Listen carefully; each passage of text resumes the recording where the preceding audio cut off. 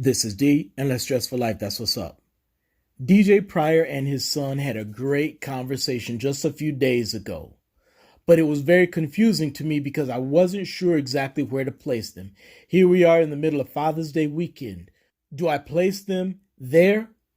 Or we're in the middle of Gay Pride Month. Do I place them there? Oh man. And what are we? We're rolling up on Juneteenth. So do I place them there? I had no earthly idea as to where to place them. But I thought they can most certainly fit in Father's Day weekend and Homosexual Pride Week month. Why wouldn't I place them with African American fathers? Because individuals look at his situation and they're like, wow, he's a really good example, really good role model for African American dads, since African American dads are delinquent and they're really not around, they're really not present, they're really not doing what they should do.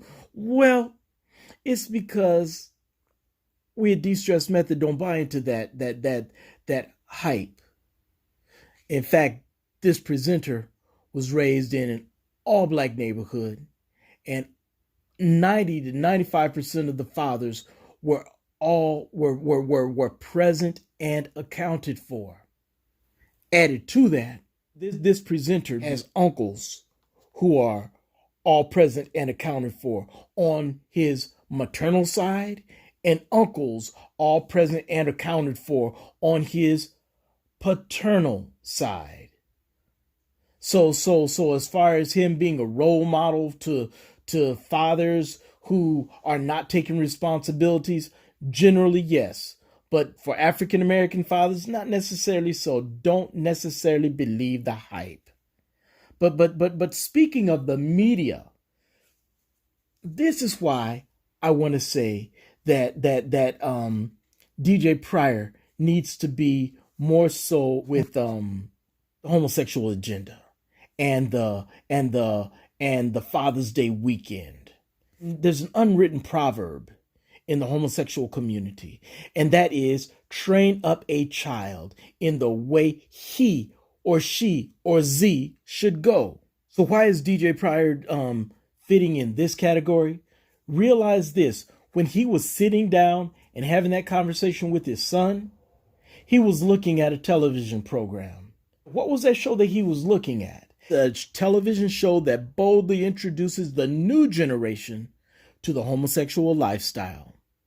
Hats off to those in the homosexual community for being so diligent in training up a child, because that training up a child involves an ongoing process. Sadly, many individuals in the heterosexual community, even those, which is interesting, even those who claim to believe what the Bible has to say as far as train up a child in the way he should go, are more delinquent, are adrift in their parental responsibilities.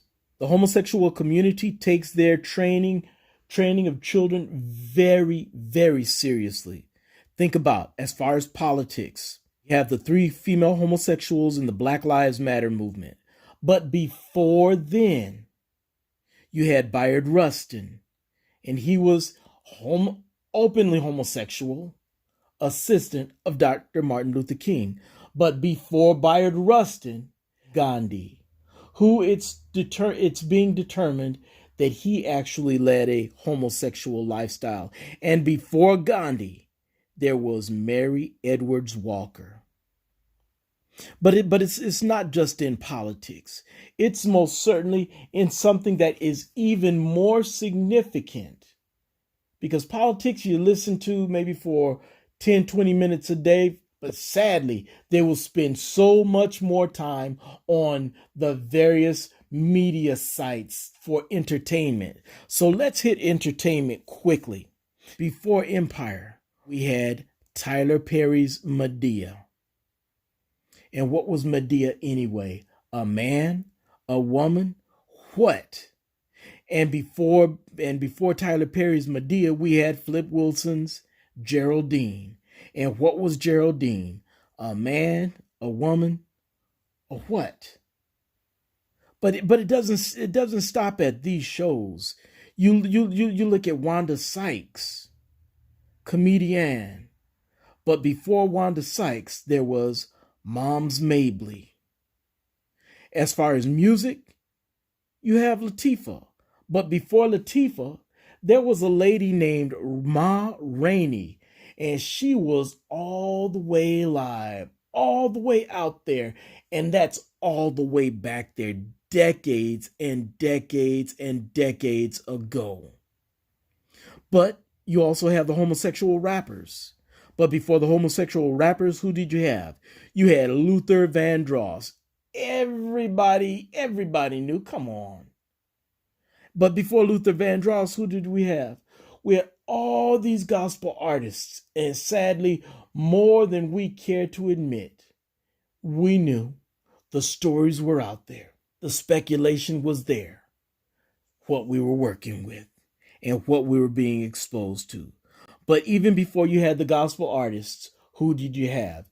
You had Liberace, who was teaching it's okay to be feminine. And if you think that it just started off with Mr. Rathburn, no, my brother, no, my sister. You go way back and you could see Bugs Bunny kissing all up on Elmer Fudd. Check it out. It's in the description link below. Homosexuals have been around for a long time. Their educational plan to train up a child has been around for a very, very long time. But we can't be mad at them. They're living and they're promoting their belief system. From the itty-bitty babies to the rusty-crusty old folk, we're all being hit with their educational agenda. From the time they wake up until the time they lie down, from as they're walking to as they're in class to as they're in home looking at entertainment. The homosexual community is teaching children. They're using the Bible verses, advertently or inadvertently, but it might be advertently, simply because if you look at the rainbow flag, what is it that rainbow flag symbolizes? That it will never happen again. There's that hope that they will never have to hide anymore. The homosexual community is sharing their agenda. They are educating and they are instilling hope. God, for your kids, has an agenda. He wants to educate them and he wants to give them an incredible hope. But to you, my brother, are you going to be deliberate? Are you going to be diligent? Are you going to be directing in getting them towards that end? And is it a productive, positive end? Or are you going to be derelict? Are you going to drift and allow them to do the same? Or allow another group, another lobby, another entity to train up your child? Well, that's all we got for now. This is D, and Let's Dress for Life. That's us up. Peace.